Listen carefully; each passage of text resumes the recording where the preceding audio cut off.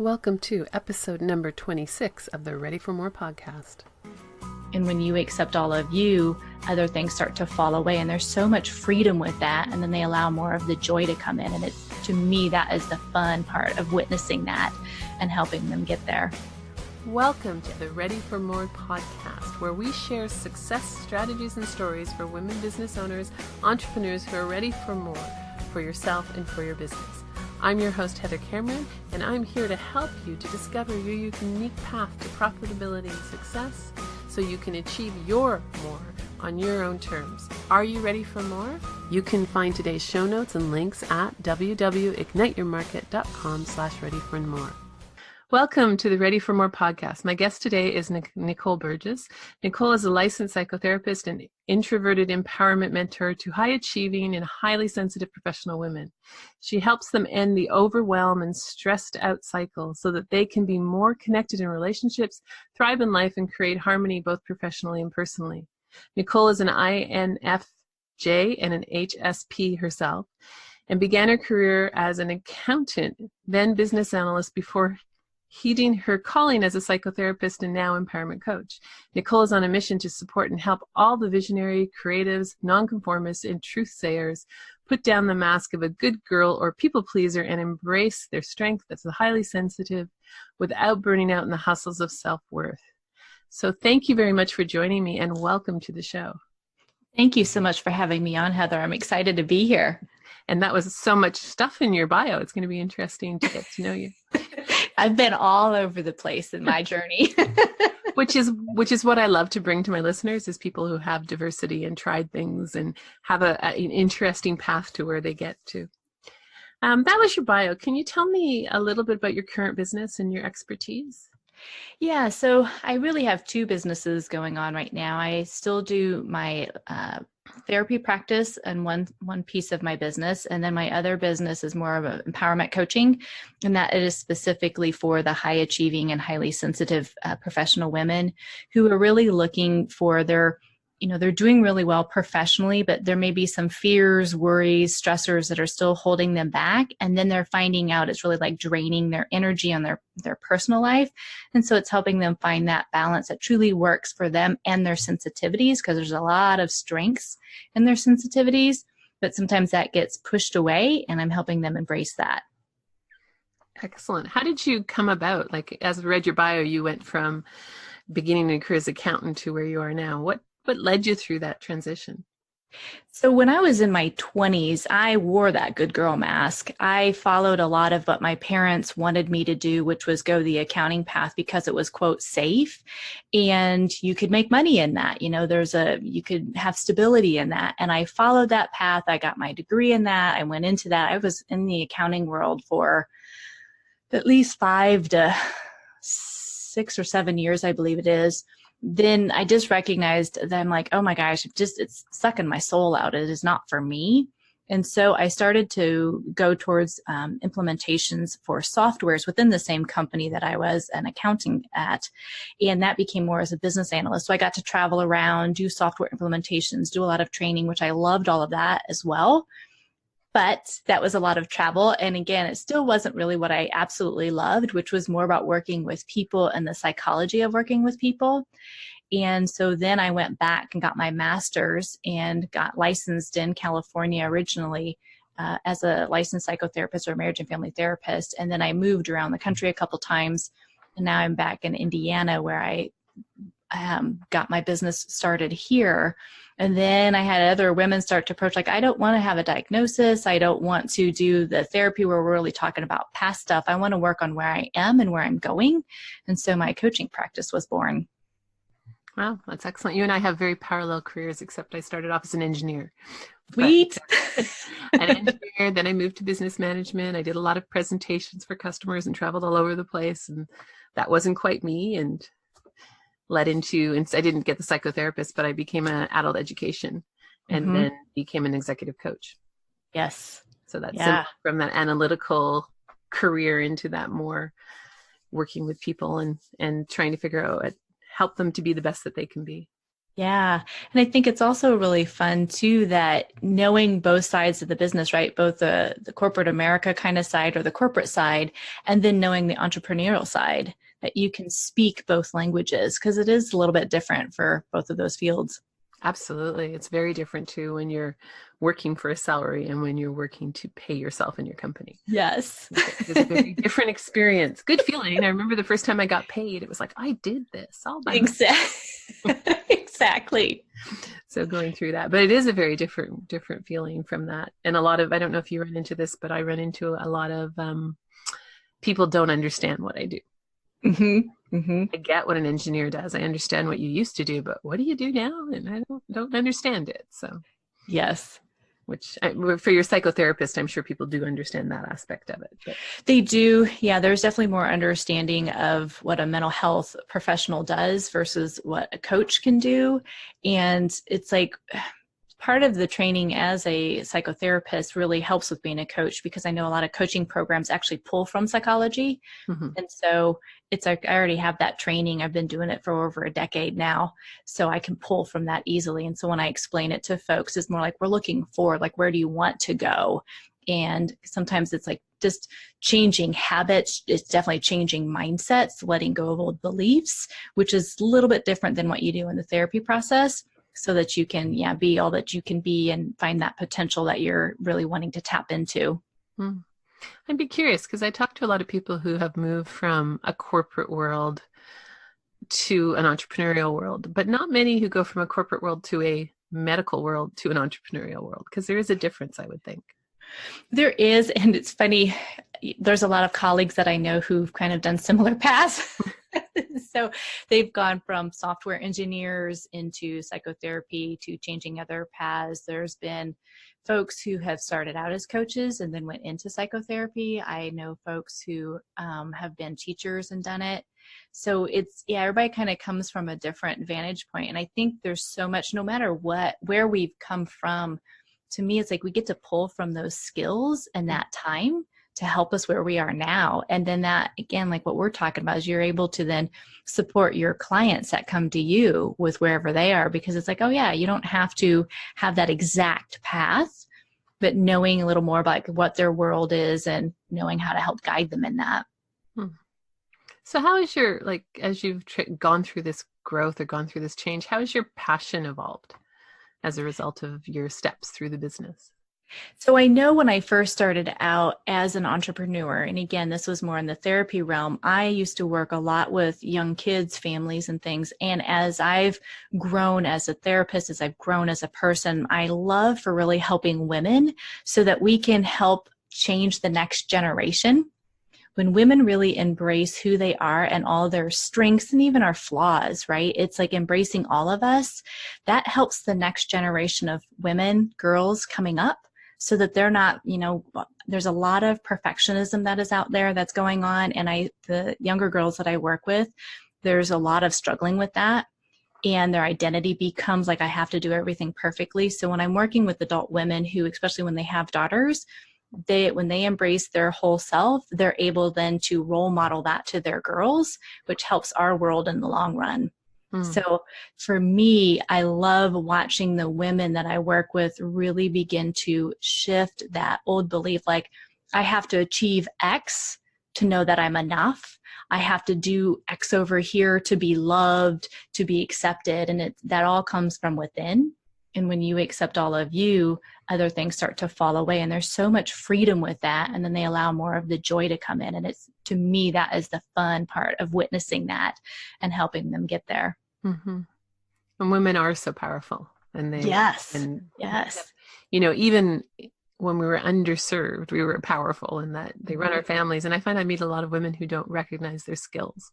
Yeah. They can't do that. Well, have you been running your family and getting your kids to school on time and getting everybody out the door and feeding the meals and cleaning the house and doing all of that? Yeah.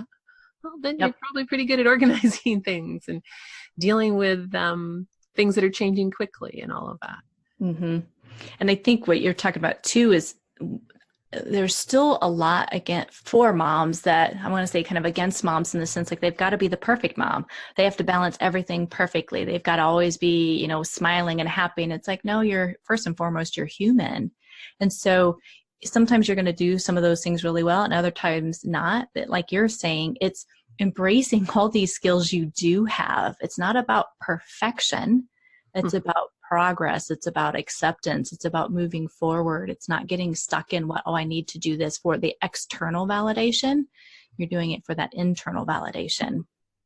Yeah, I love your thing. It's not about perfection. I have to say that's one of my big always coaching moments, even for myself. It's like there's somebody out there waiting for what you have to offer. They don't care if it's perfect. They care that it works for them and you're sitting on it. And I had this discussion with one of my clients last week. It's ready to go. No, I got to do this. I'm like, no. Put it out there. Put it out there. There's somebody who needs your help. And if you don't help them, they're going to go somewhere else or they're not going to get the help. Yes. And she's like, oh, yeah, okay. And I know I'll have that conversation with her again in a couple of weeks because she'll go back into that perfectionist mode. So no, I'm not sure why we do that as women or people, but it's definitely can be somewhat self-destructive when we do. Well, I think there's a lot of messages still for women that, you do need to do more versus be. And there's a subtle difference with that. So when I talk about, ending the self-worth hustle, it's like you don't need to hustle all the time to know that you're enough. And I think that goes for moms, that goes for mompreneurs, any woman that is listening, when it's like, I got to do more and more and more to kind of prove myself. It's like, no, you're already enough. And that perfectionism actually steals your joy. You cannot feel the joy when you're still thinking and striving that I've got to do more or be more. No, I agree with that. It's funny because my podcast is called Ready for More, but in the different sense of being ready to have more of what the world can offer you, being open to that and to being, because I meet a lot my target audience is women over 40 who are ready for more. They're often find they're women who have either had a career or been a stay-at-home mom and now are out in business and working, but it's just not getting to the next level because you don't know what you don't know. And that seems to get in their way. So running your own business isn't easy. Why do you choose to do it? Well, to me, I smiled at that because to me, it's like there is freedom in it and I get the freedom of my own schedule. I get to dictate my hours. And there's times I will tell myself like, who overscheduled you? Oh yeah, that was me. My bad. But I like being able to have that flexibility when I am more of an afternoon, evening person. And that's really, my time that I kind of light up versus that early morning stuff that doesn't just suit my temperament. And so for me, being able to work at a different hours versus going in at 7 o'clock and then being done by 5 o'clock was just too draining for me. And it was often very rigid with most companies that I worked for wouldn't allow that. And so this gives me that freedom. I love that. And I love to, I'm the same as you. Morning is not my best time.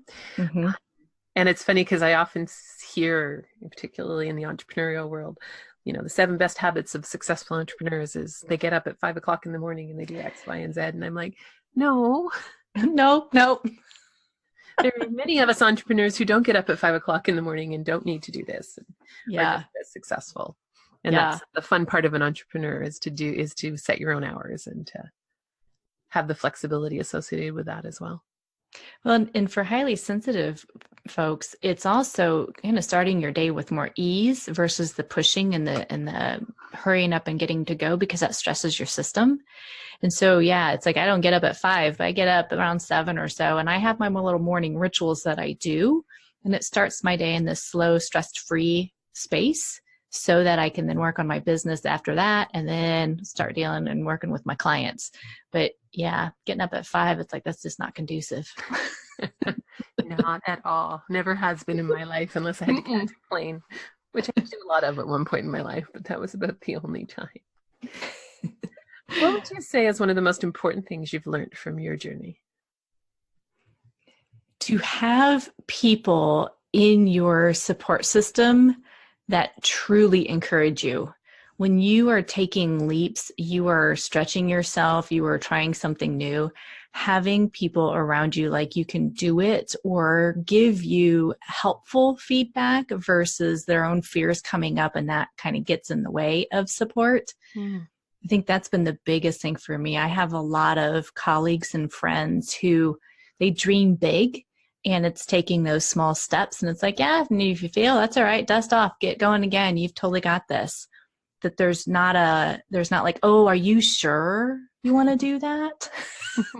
I had that when I was younger. And again, parents and, relatives, they may have meant the best for me, wanting the best for me, but it was their fears coming out versus allowing, my own dreams to come forward. Yes, I can relate to that too. Mm-hmm. I was very lucky. I had very, very supportive parents, but as I said earlier, they don't always understand this particular role that we do. Mm-hmm. Mom would go, you could do this. I'm like, Mom, I have a job. Yeah. And it's like, and it was never that I was very, very lucky of being supported and never held back differently than my brothers. I was a woman engineer. I had my dad was an entrepreneur. So I had a lot of good influences, but they still didn't get what I did. And you could get another job. I'm like, yeah, okay. If I choose to, yes, but I don't. Exactly. I know you don't quite get what I do, but I do it. It's the fun part of what we do. What surprised you the most about the journey and where you're at? I think really embracing there's going to be a lot of ups and downs when, I've moved multiple times. So I've started my business in different states and there's different hoops to go through as a licensed therapist, and feeling like, wow, I totally got knocked down. It's like, I totally had this state. Everything was good, starting all over. And then saying the license board, like, nope, you can't do that. What?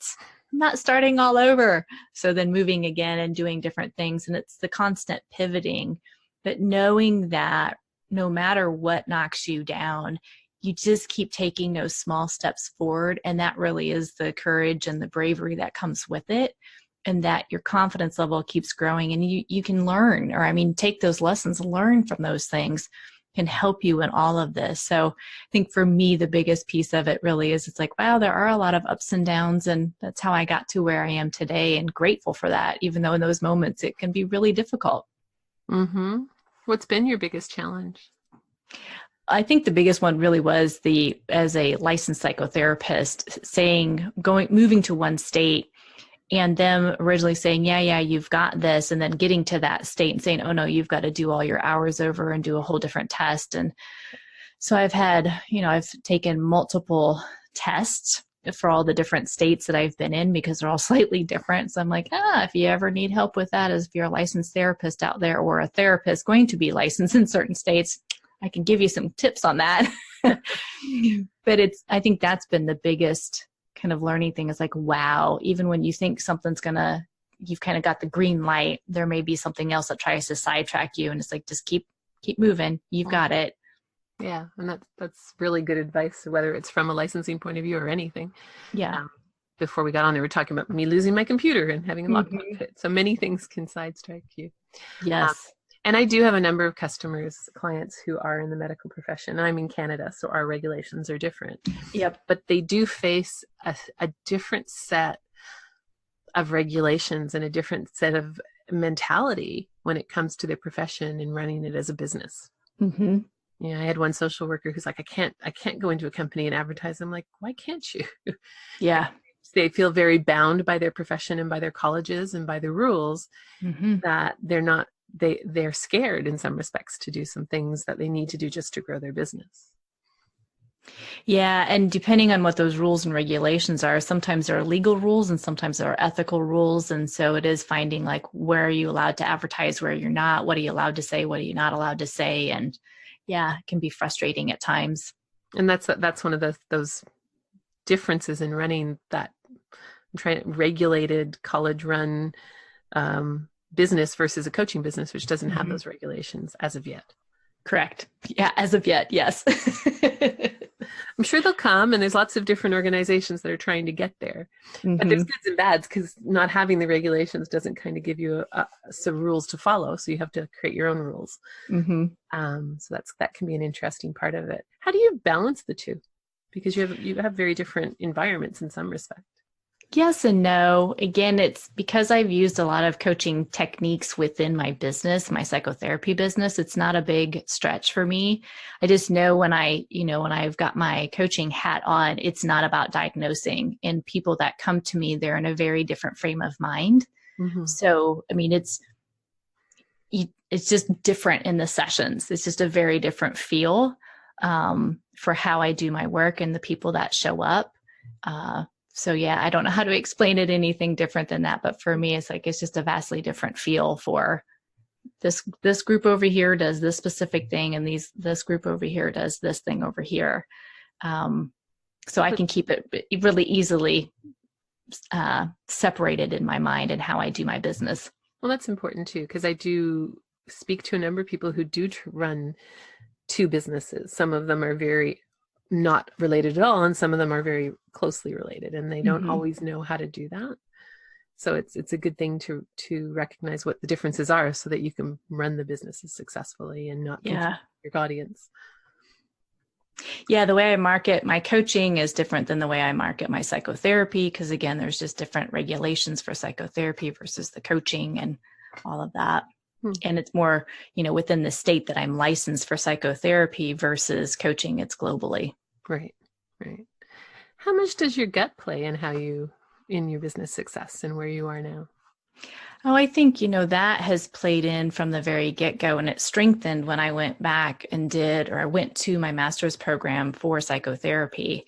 So in my program, it was a mind, body, spirit. It was a transpersonal program. And so the whole person showed up, and it really helped tune in the intuition piece of it. And then being highly sensitive, intuition plays, everybody's intuitive, everybody's an empath, but it can get even more fine-tuned as you go into doing more self-awareness and gaining more insight into who you are and where you want to go. And so I've continued to fine-tune that over the years. So for me, it plays a big part in both my therapy business and my coaching business. It helps me within the sessions, and then it helps steer me does that feel like it's a good fit for where I want to take my business? And I get responses back, from universe and from spirit and whatever you want to call that, that helps direct some of that stuff. But there's also concrete steps for sure, the inspired action, taking that. One thing that I talk about in the podcast and to a lot of clients is the shoulds. And to me, what the shoulds are, it's not only the shoulds that we hear from other people, but it's the shoulds that we tell ourselves. And I'd love to get your take on the shoulds, because I think I see so many women who feel they're being shoulded to death. Yeah. Feeling like they need to, especially, I need to be doing this, I need to be doing that. And then they end up chasing a lot of stuff, and their businesses aren't being productive and growing because they're listening to all these shoulds. I'm laughing because I say that a colleague and friend of mine years and years ago, we had a conversation about shoulds, and she's like, Nicole, you need to stop shoulding all over yourself. And I'm like, ooh, and that has stuck with me for years. And so I tell my clients the same thing. And I think for me, that internal should comes in, if there's an aspect of business and how to grow it, whether it's more like marketing stuff that comes up right now for me, of how to tweak it and change it a little bit. It's like, oh, I should be doing this and this and this, because I start to listen to other experts who are doing this. This is their core business, and how I need to do it differently versus, hey, back up. You can take tips and some of their techniques and then slowly incorporate that into your business. Again, versus the pushing. It's like slowly incorporate and then test it out. What are the numbers? What's coming back? Is it working? Is it not? Get the facts before, doing full speed ahead. I love that. I love the test it out. And that's an important part of trying anything, really. But if you got to pick it and go it and act on what you think, see how it works out, and then recheck it. Yeah. Yes, the shoulds are... as soon as I talk about the shoulds in front of any woman, group of women, they all go, oh yeah. We know it well. We do. And it's unfortunate that it can derail us, or it can stop us from doing what we think we want to do. Yeah. Because we feel that we should be doing it. Well, because then I know for some women, they talk about why I feel guilty about doing it. And then when we drill down a little deeper, it's shame. Where they think they're a bad person because they're not doing it this way, or someone said they ought to do it this way. And it's like, if you're stuck in shame, you're going to be stuck in every aspect of life. So when you shed the light on that, then shame no longer has the power over you, versus guilt is, screwed up on that decision, and you move forward anyways. You feel the feel and go on. I like that. It's very thought-provoking. Yeah. Yeah. Shame is very different than guilt. And I know shoulds have got sometimes one or the other kind of mixed in there, or sometimes both. Mm-hmm. And I think they can be overwhelmed. I think the speed to which things, maybe it's not even the speed to which we do things, but it's the amount of information coming at us. Yes. Especially if you're exploring entrepreneurship and you're listening online and you're in a number of groups in Facebook or whatever. And it's just, there's so much. And I think it's overwhelming. Yeah. And I think to go back to, listening to your gut or your intuition, is like, take in that information, then sit with it for a day or two. And like, does it really resonate with you? Or are you doing it because it's like this other person out there that maybe you admire or you want to emulate, they're doing it. And it's like, that's great. If it works for them and you slowly begin to implement it and it works for you, then beautiful. But if you're like pushing so hard and you're getting all kinds of signs like, wow, this is not going to be for me, and you're doing it anyways, then you are going to continue to feel overwhelmed, and it can lead to burnout because you're trying to do something that is not in alignment for you or your business. Mm-hmm. Yeah, one of my giveaways is called the Should Busters. And one of the things I recommend is people change the word should to want. Yes. And ask themselves, do I want to do this? And if they don't, then don't do it, right? Unless you have to do it by law. I mean, there are things that we are regulated to do that we have to do. But if it doesn't fall into that category, then no, you don't have to do it. And it really empowers you and frees you up. The other part of should to me is that should can be, yes, I want to do it, but I don't have time to do it now. Mm-hmm. So it can be a should, it can be turned from a should to a want, but it can be a want in 3 months, not a want. Yes. Oh, love that perception shift right there. Yeah. Beautiful. Yes, it doesn't have to be today. It's kind of like, I want to be on Instagram and I haven't been doing it. So it's moved into, it's going to happen in the next couple of months, but it doesn't have to be the top priority. There are other things that are more important. Yes. Love it. In hindsight, what would you have avoided or done differently? That is a good question. I think some of my systems that I have in place now, I would have liked to have implemented them sooner rather than waiting. If I go back to really kind of how I started everything with my therapy practice, I did a lot of back and forth with emailing and calling people for scheduling. And now I have everything through an encrypted system where it's all right there. And it just makes things so much simpler and doesn't waste a lot of time with the phone calls or the emailing back and forth. So putting some systems into place at the beginning would have been more helpful. I love that. That's some of my upcoming topics actually on the podcast, is systems that they don't have to be complicated. Yes. Fact. And they don't actually have to be automated either. Mm-hmm. If you recognize that you're doing the same thing over and over again, then create a handwritten system about that over and over again and start following it, because the more you can do it, the more you can repeat it, the easier it is to eventually automate it or give it to someone else to do. Yes. Yes. Yes to both. And it makes a difference. When I started this podcast, I actually ended up launching it about a month later than I had anticipated, but I wrote down the systems to how from when I book somebody, and then I actually have a whole system written about from as soon as I stop recording my podcast, how that goes from that to production and all the steps that I need to do. And it's made a huge difference.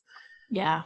It's made it very efficient, and it's I'm not reinventing the wheel or thinking about it. I just go through my checklist and it's done.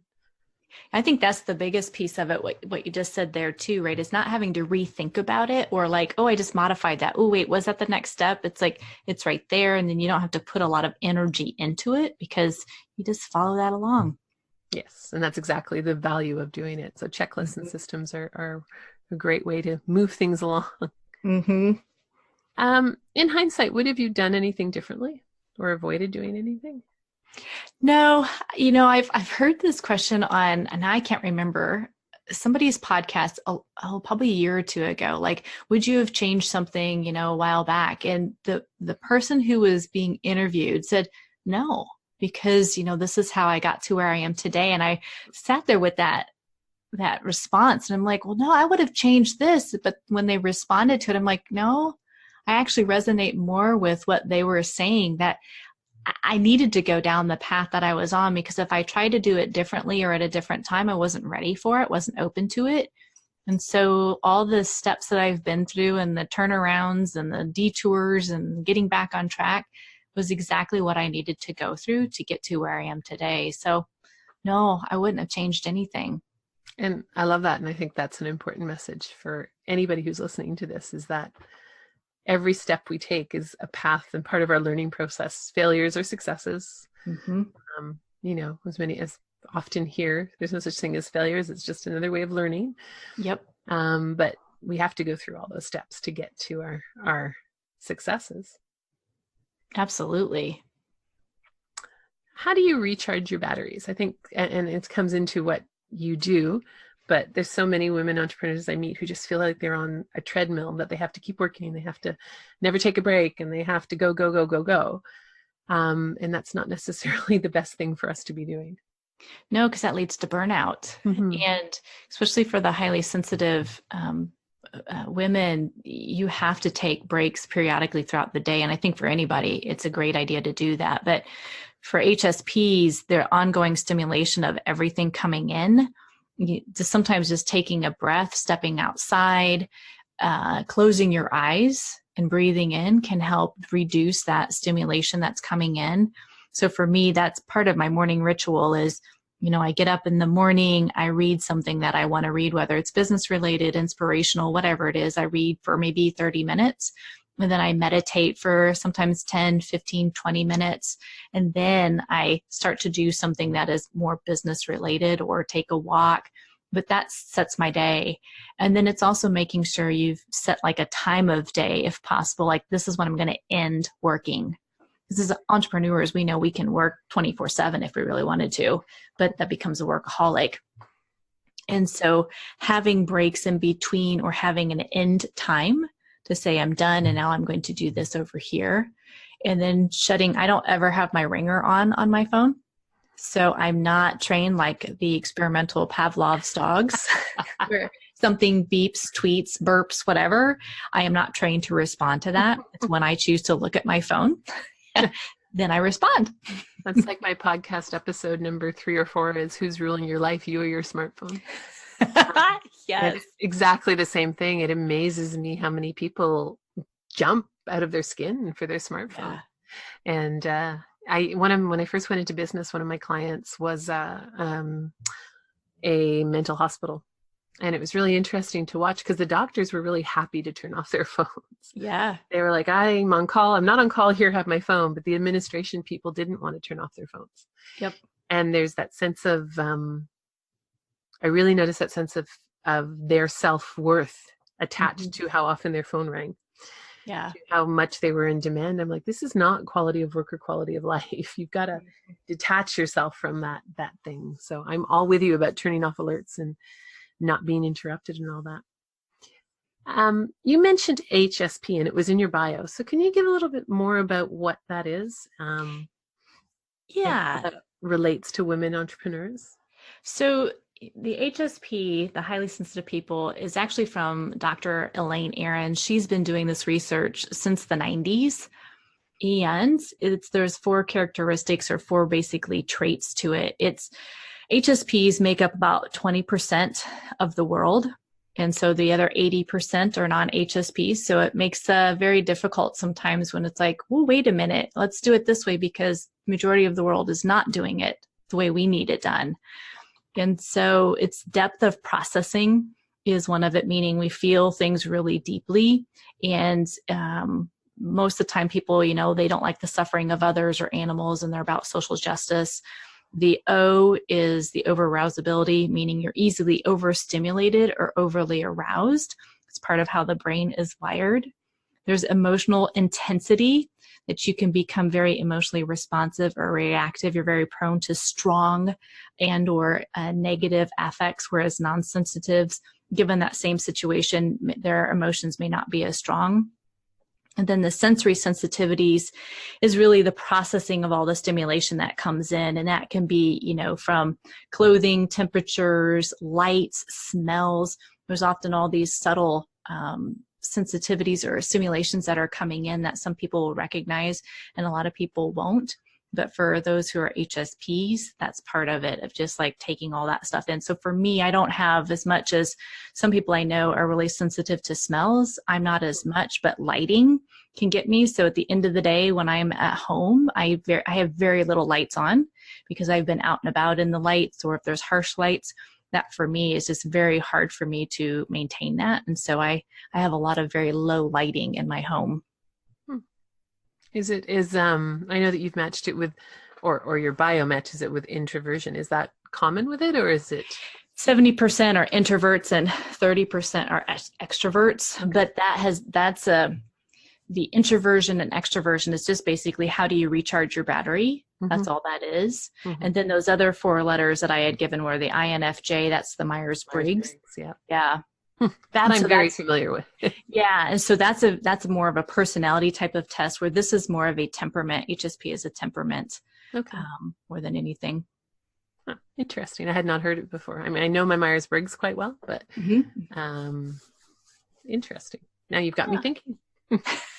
Well, people can go out to HSP person or hsperson.com, which is Dr. Elaine Aaron's website. And there's a quiz out there they can take to see if they're actually highly sensitive. And it's funny, the majority of the people that I work with are highly sensitive, and they didn't know that. And so now when we start to make small adjustments in having that downtime and adjusting how their work style is or what they need at work or home, they start to get less overwhelmed and less overly aroused by all the stimulation, and they know how to better care for themselves. And then, I mean, really there's a lot of gifts within the sensitivity and how they can impact our world. So it's making sure you're not on that burnout track so that you can really create those differences that you're wanting to. Makes sense for anybody, really. Right. To recognize the things that burn you out and to not overdo them. Yeah. Interesting. Always fascinated by that stuff. It's sort of probably why I ended up in being a coach. And away from my engineering things is the different ways that we can look at ourselves and look at our profiling. And Myers-Briggs is one that a lot of people know about, but I was certified in emotional intelligence, but I'm also certified in something called affective intelligence. And it looks at how we think and how we think, but we don't actually really spend much time processing all the different ways to which we think. Mm-hmm. And when I used to do workshops on this, I would get up with a chart and I'd say, the first thing I did was, can you name types of thinking? And people are like, huh? And then it starts to flow. And it's like, there is hundreds and thousands ways that we think that we don't actually intentionally use. Mm-hmm. So it's a very unique kind of tool to get groups in particular to start to think about how to process and what something requires. And it works really well for entrepreneurs as well. Oh, fun. Yeah, it is. It's kind of a cool one. It was designed by Philips International, actually, so that they could manage their international workforce. And because thinking is something that no matter what we do, we all do. Right. It's a commonality, and it's quite a fascinating tool to look at. So yeah, this stuff always fascinates me. How does our audience, the audience that's listening to us, is women entrepreneurs who have been in business, who are ready for more. So given your expertise, what advice would you give them? For me, it continues to go back to find that support system, create that inner circle that really does support you in no matter what you do, men and women, that help you, whether it's, if you're struggling financially, like, okay, what do you need from here? And how can we help support you in this area? If it's just in the business itself, how can we support you so that you've got, one, there's some accountability to that, but also that they believe in you. That's really the bottom line, is they believe in you, so that when you have that imposter syndrome that likes to come up, because we all have that every time we step off on that growth edge, it bubbles up. It's knowing it's like, okay, I can do this. And these people are here to help support me in whatever my dreams are. So to me, it's having that support system is vital. It's a great piece of advice. And there's lots of places to look for that these days. I think there's lots of people who crave it. actually, who crave that. Mm-hmm. I remember when I was a kid, my mom used to have ladies over for tea, and they used to have that support system. Mm-hmm. It was much more common, I think. In our world, it's a little more difficult sometimes to get that. And one thing, it's like whether it's coaching, like what you do or what I do, there can be accountability with that. But then it's like going above and beyond that in a sense of whether you have it locally or what the beautiful thing about, our internet is we can connect globally. So my support system that for women entrepreneurs that I work with and they're literally in various parts of this country. Mm-hmm. They're not in my back door. Yeah. So it's like when you start to meet up with other women who are making these changes and making a difference in the world and your values are in alignment and all of that stuff, it's like that's part of it. You help hold one another accountable and support one another. You dream together, not against one another. I love that. I've been really fortunate as I started my podcast just in November. My guests have been from all over the world. Mm-hmm. And I've been fortunate to work all over the world in my past lives. But it kind of feels like I'm coming back home. Yeah. In the sense of being able to connect with, I've had guests from Singapore, Australia, New Zealand, London, France. It's really cool. And the United States, I'm in Canada. So it's just, that's the power of the internet. It gets in our way sometimes. Mm-hmm. It gets overwhelming a lot.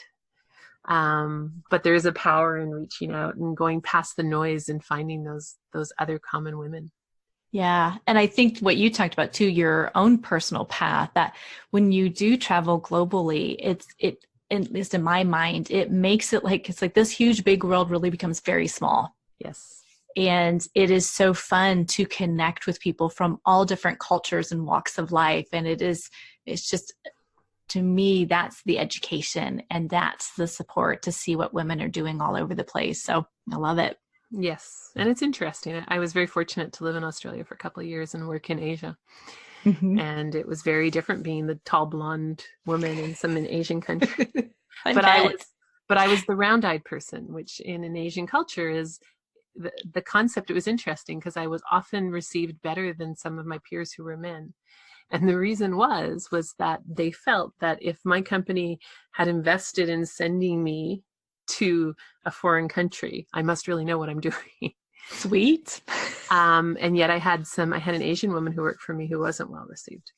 She was Canadian, but she was Asian and she fell into their hierarchies. Why a blonde, white, round-eyed woman doesn't fall into that. And it was a very interesting education. Yes, I'm very fortunate for having had the opportunities. And what you do learn is that women are interesting. And I don't know, as you were saying that about finding that, one of the things I find sometimes in these groups of women is that we can come out in a really bad way in a group and we can come out in a really good way in a group. Mm-hmm. There's a group that I'm part of online. It's a great group, fantastic material. It's a minimal cost for some really high quality material. And they were posting the other day about how everybody's a complainer. I'm like, well, there's 5,000 people in this group and there's 10 people complaining. That's all or nothing thinking. But it just started something rolling. And I've seen that many times in groups of women. And I don't know why we do that. Well, and that's part of what I try and help with people, even with my podcast or with the groups that I'm in. It's like, let's support one another versus kind of being against one another, holding something against another woman. It's like, let's support and raise her up, because when we come together, when we are inclusive versus exclusive, we can go a lot further in life. Absolutely. And I love that because it is that it's that we can support. I think there's such a change going on right now. Mm-hmm. And maybe it's been going on for a long time, but you can just see little breaths of fresh air into it. Mm-hmm. about what we can do. And I also think that for, women over 40, women in their 50s or 60s, we're not done. Oh gosh, no, not even close. I think that's a real difference is we're not done. There's so much more that we can do. Yeah. And that, just because you're over a certain age doesn't mean that you can't embrace a new career. And I live in a government town. Mm-hmm. So there is a lot of mentality of, I'm working till my pensions and then I'm done. And I'm like, how can you be done at 50? Right. There's so much more that you can offer. And if you want to retire and you're happy, that's not what I mean. But if you are that age and you do want more for yourself, and it doesn't necessarily have to be because you need the finances. It can be that you just need to have that sense of accomplishment. Yes. And that sense of giving back, and that sense of, and I don't believe in working for free. Mm-hmm. I'm right. a component of charge what you're worth. Yeah. Absolutely. Make sure you pay yourself and charge what you're worth. And to do that at whatever age you're at. Yes. How can people learn more about you? How can people find out more information? They can go out to NicoleBurgessCoaching.com, and all my information is out there, and my podcast information is out there for the Soulfit Sisterhood. So yeah, it's just NICOLE, then BURGESS, coaching.com. Excellent. I'll put that in the show notes. Awesome. So I always end with 3 questions. The first one is, what is your superpower? I think truly it is being a highly sensitive person, that being able to pick up on a lot of the subtlety things that my clients are doing, or that people in general are doing or saying, that not a lot of other people can do that. So I think that's one of my superpowers. Excellent. And what's your favorite quote, and how do you apply it? I know Carl Rogers had this out there, and I think Brene Brown talks about it quite often as well. But he says, I am not perfect, but I am enough. So it's really embracing that. I love that. Love that. And the last one is, what's the most important message you'd like our listeners to take away from our conversation? To be you, to do what really does light you up, and keep taking those small steps to follow that dream and that passion that you have, even if the naysayers are like, it's not possible, you can't do this, you're too old, you're too sensitive, you're too whatever. That's their fears. You be you, all of you, and show up every day. Love it. Love it. So thank you so much for taking the time and being one of my guests on this podcast. It's been a great episode. Thank you so much for having me on, Heather. I really appreciate it. Thank you for listening to this episode of the Ready for More podcast. You can find today's show notes and links at www.igniteyourmarket.com/readyformore. My name is Heather Cameron. I'm your podcast host. And when I'm not hosting this podcast, I'm busy working with entrepreneurial women like you who are ready for more in their business and are looking to get focused on their own unique path to success. You can find more about myself and my programs at www.igniteyourmarket.com. If you like what you heard, feel free to rate, review, and share with your friends. And don't miss an episode by subscribing. Until next time, remember, now is the best time to focus on your more and be inspired by your own unique gifts.